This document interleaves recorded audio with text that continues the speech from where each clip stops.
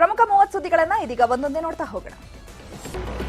ಕಾಂಗ್ರೆಸ್ ಘೋಷಿಸಿರುವ ಗ್ಯಾರಂಟಿಗಳನ್ನು ಕೂಡಲೇ ಜಾರಿಗೆ ತರುವಂತೆ ಮಾಜಿ ಸಿಎಂ ಎಚ್.ಡಿ. ಕುಮಾರಸ್ವಾಮಿ ಆಗ್ರಹ ಮಾಡಿದ್ದಾರೆ. ಗ್ಯಾರಂಟಿಗಳನ್ನು ಕೂಡಲೇ ಜಾರಿಗೆ ತರದಿದ್ದಲ್ಲಿ ಸರ್ಕಾರದ ವಿರುದ್ಧ ನಾನೇ ಆಂದೋಲನ ಮಾಡ್ತೇವೆ ಅಂತ ಎಚ್ಡಿಕೆ ಎಚ್ಚರಿಕೆಯನ್ನ ಕೊಟ್ಟಿದ್ದಾರೆ. ಇನ್ನು ಕರೆಂಟ್ ಬಿಲ್ ಕಟ್ಟಬೇಡಿ, ಟಿಕೆಟ್ ಪಡಿಬೇಡಿ, ಪಕ್ಷದ ಕಾರ್ಯಕರ್ತರು ಹಾಗೂ ಯುವಕರಿಗೆ ಕರೆ ಕೊಡ್ತೀನಿ ಅಂತ ಎಚ್ಡಿಕೆ ಎಚ್ಚರಿಕೆಯನ್ನ ಕೊಟ್ಟಿದ್ದಾರೆ. ಆಂದೋಲನ ಮಾಡಬೇಕು. ನನ್ನ ಪಕ್ಷದ ಕಾರ್ಯಕರ್ತರಿಗೆ ಅದಕ್ಕೆ ಇನ್ನೊಂದು 2 ಕ್ಯಾಬಿನೆಟ್ ಆಗಲಿ ಅಂತ ಕಾಯ್ತಾ ಇದ್ದೀನಿ. ನಮ್ಮ ಪಕ್ಷದ ಕಾರ್ಯಕರ್ತರಿಗೆ ನಾಡಿನ ಜನತೆಗೆ ಕರೆ ಕೊಡಬೇಕು ಅಂತ ಇದ್ದೀನಿ. ಇನ್ನು ಮುಂದಕ್ಕೆ ಈ ರಾಜ್ಯದಲ್ಲಿ ಯಾರೂ 200 ಯೂನಿಟ್ ಕರೆಂಟಿಗೆ ದುಡ್ಡು ಕಟ್ಟಬೇಡಿ. ಯಾರಾದರೂ ನೀವು ತೊಂದರೆ ಕೊಡ್ಲಿಕ್ಕೆ ಬಂದರೆ ನಾವು ಪ್ರತಿ ತಾಲೂಕಿನಲ್ಲಿ ಒಂದು ನಮ್ಮ ಪಕ್ಷದ ವತಿಯಿಂದಲೇ ಇವತ್ತು ಅವ್ರಿಗೆ ರಕ್ಷಣೆ ಕೊಡ್ತಕ್ಕಂಥದ್ದಕ್ಕೆ ಸಾರ್ವಜನಿಕರಿಗೆ ಒಂದು ಕಚೇರಿನೇ ಓಪನ್ ಮಾಡ್ತೀವಿ.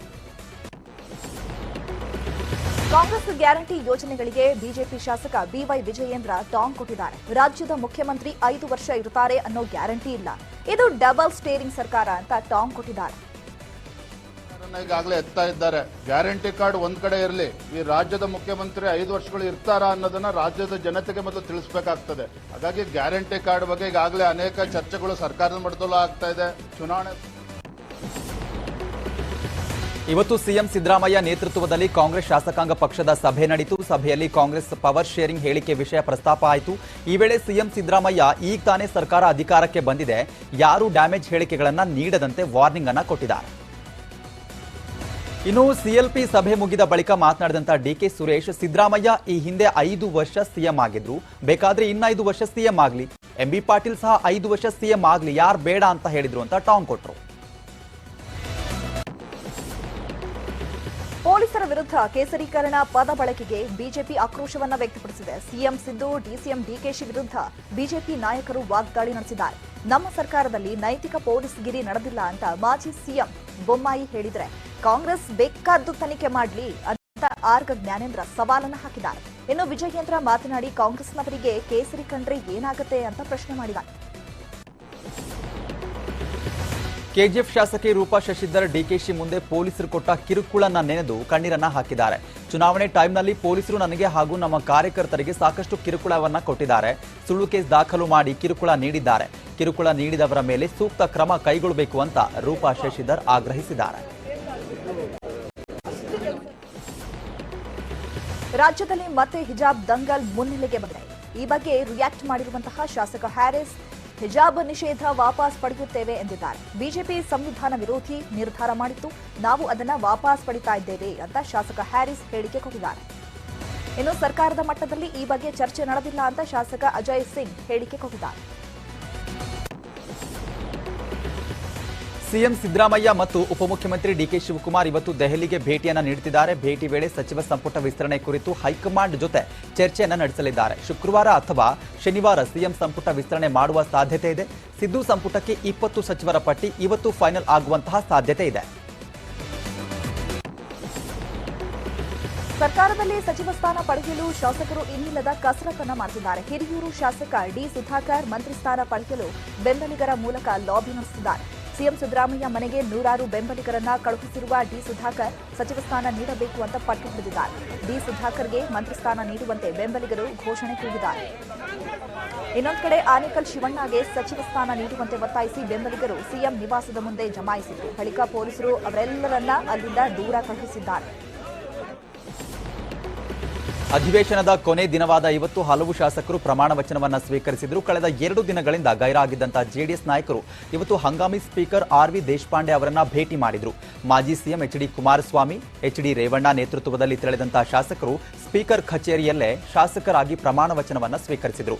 ಹಾಸನ ಶಾಸಕ ಸ್ವರೂಪ್ ಪ್ರಕಾಶ್, ಶಿವಮೊಗ್ಗ ಗ್ರಾಮಾಂತರ ಶಾರದಾ ಪೂರ್ಯ ನಾಯಕ್ ಇನ್ನ ಪ್ರಮಾಣ ವಚನವನ್ನ ಸ್ವೀಕಾರ ಮಾಡಿದರು. ವಿಧಾನಸಭೆಯ ಸ್ಪೀಕರ್ ಆಗಿ ಯುಟಿ ಖಾದರ್ ಆಯ್ಕೆಯಾಗಿದ್ದಾರೆ. ಸದನದಲ್ಲಿ ಹಂಗಾಮಿ ಸ್ಪೀಕರ್ ಆರ್.ವಿ. ದೇಶಪಾಂಡೆ ಖಾದರ್ ಹೆಸರನ್ನ ಘೋಷಣೆ ಮಾಡಿದರು. ಖಾದರ್ರನ್ನ ಸ್ಪೀಕರ್ ಪೀಠಕ್ಕೆ ಕರೆತಂದ ಸಿಎಂ ಸಿದ್ದರಾಮಯ್ಯ, ಡಿಸಿಎಂ ಡಿಕೆಶಿ, ಮಾಜಿ ಸಿಎಂ ಬೊಮ್ಮಾಯಿ ಅವರು ಸೇರಿದಂತೆ ಎಲ್ಲಾ ನಾಯಕರು ಖಾದರ್ರನ್ನ ಅಭಿನಂದಿಸಿ ಶುಭ ಕೋರಿದರು.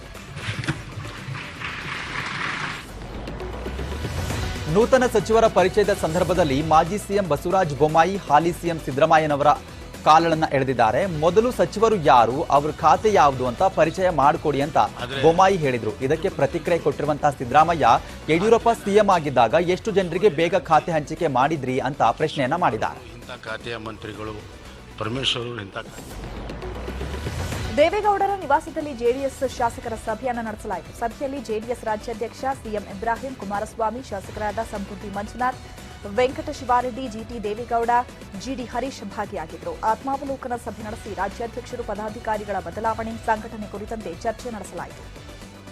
ಚುನಾವಣೆ ಸೋಲಿನ ನೈತಿಕ ಹೊಣೆ ಹೊತ್ತು ಜೆಡಿಎಸ್ ರಾಜ್ಯಾಧ್ಯಕ್ಷರ ಹುದ್ದೆಗೆ ಸಿಎಂ ಇಬ್ರಾಹಿಂ ರಾಜೀನಾಮೆ ನೀಡಿದ್ದಾರೆ.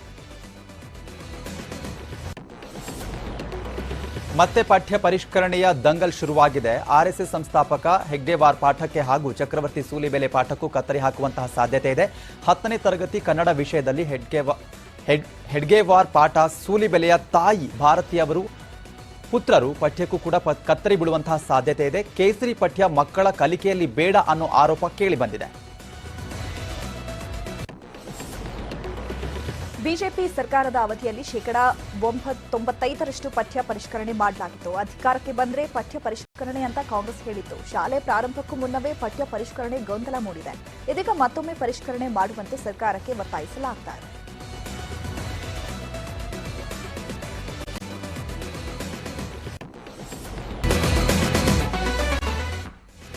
Welcome back. ಉಳಿದ ಸುದ್ದಿಗಳನ್ನು ಒಂದೊಂದೇ ನೋಡ್ತಾ ಹೋಗೋಣ.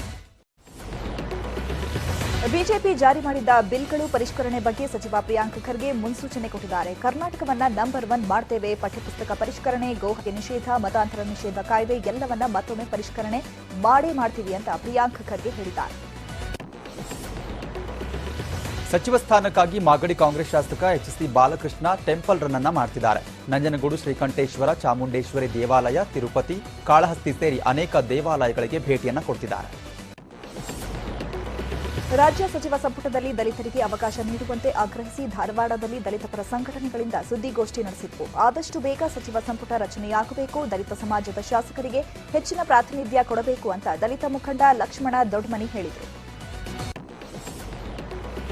ಕೋಲಾರ ಬಿಜೆಪಿ ಸಂಸದ ಮುನಿಸ್ವಾಮಿ ಯಲುವಗ್ಗುಳಿ ಗ್ರಾಮದ ಕರಗಮ್ಮ ದೇವರ ಪ್ರಯುಕ್ತ ಭರ್ಜರಿ ಬಾಡೂಟವನ್ನು ಆಯೋಜನೆ ಮಾಡಿದರು. ಬೆಂಗಳೂರಿನಲ್ಲಿ ಬಿಟಿಎಂ ಲೇಔಟ್ನ ಗುಂಡೂರಾಯ ಬಡಾವಣೆಯ ಪ್ರೇಮ್ ಕುಮಾರ್ ಅನ್ನೋರ ಮನೆ ಮೇಲೆ ಬೃಹತ್ ಮರವೊಂದು ವಾಲಿ ನಿಂತಿದೆ. ಈ ಬಗ್ಗೆ ಮರ ತೆರವಿಗೆ ಮನವಿ ಮಾಡಿದರೂ ಅಧಿಕಾರಿಗಳು ನಿರ್ಲಕ್ಷ್ಯವನ್ನು ವಹಿಸಿದ್ದಾರೆ. ದಕ್ಷಿಣ ಕನ್ನಡ ಜಿಲ್ಲೆಯಲ್ಲಿ ಮಳೆ ಜೊತೆ ಸಿಡಿಲು ಮಿಂಚಿನ ಆರ್ಭಟ ಜೋರಾಗಿದೆ. ಬೆಳತಂಗಡಿಯ ಗಡಾಯಿ ಕಲ್ಲಿಗೆ ಸಿಡಿಲು ಬಡಿದು ಗಡಾಯಿ ಕಲ್ಲಿನಲ್ಲಿ ಬೆಂಕಿ ಕಾಣಿಸಿಕೊಂಡಿದೆ. ಬಳಿಕ ಮಳೆ ಬಂದಿದ್ದು ಭಾರೀ ಅನಾಹುತ ತಪ್ಪಿದೆ. ದಾವಣಗೆರೆ ಜಿಲ್ಲೆಯಾದ್ಯಂತ ಹಲವೆಡೆ ಬಿರುಗಾಳಿ ಸಮೇತ ಭಾರೀ ಮಳೆಯಾಗ್ತಾ ಇದೆ. ಚನ್ನಗಿರಿ ತಾಲೂಕಿನಾದ್ಯಂತ 10ಕ್ಕೂ ಅಧಿಕ ಮನೆ, 100 ಅಡಿಕೆ, ತೆಂಗಿನ ಮರಗಳು ಧರೆಗುರುಳಿವೆ.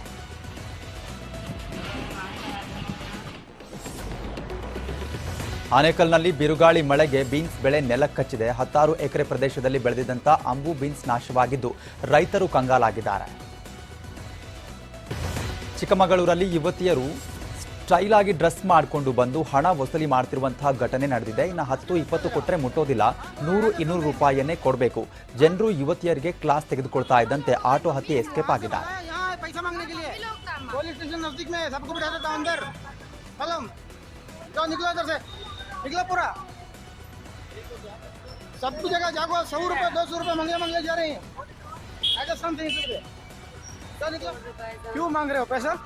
किसके लिए कमा के नहीं खा सकते?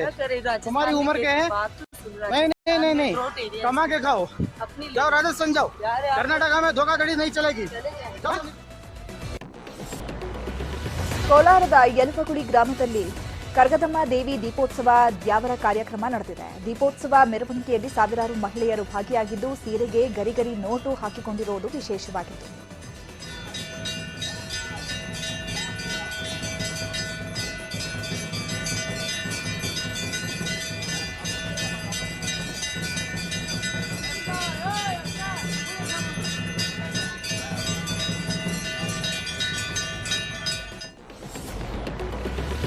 ರೈತರು ಕೂಲಿಕಾರ ಮಕ್ಕಳಿಗೆ ಪದವಿ ಶಿಕ್ಷಣಕ್ಕೆ ಉಚಿತ ಪ್ರವೇಶ ಅಂತ ಕೊಪ್ಪಳದ ಖಾಸಗಿ ಶಿಕ್ಷಣ ಸಂಸ್ಥೆ ಘೋಷಣೆ ಮಾಡಿದೆ.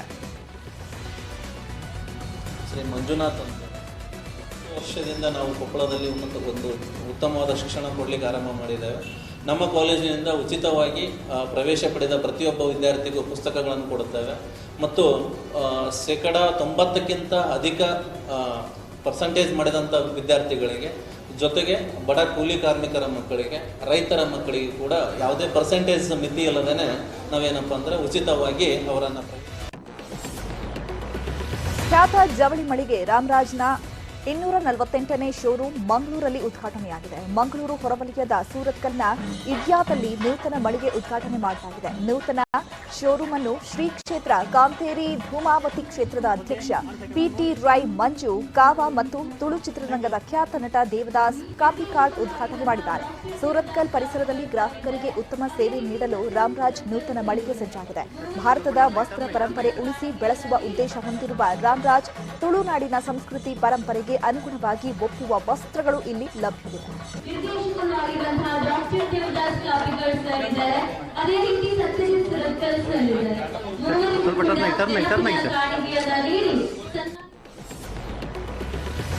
ಇವಿಷ್ಟಿವರೆಗಿನ ಪ್ರಮುಖ ಅಪ್ಡೇಟ್ಸ್ ನೋಡ್ತಾ ಇರಿ ನ್ಯೂಸ್ 18. ಜಾಲ ನಮ್ಮದು, ಬಲ ನಿಮ್ಮದು.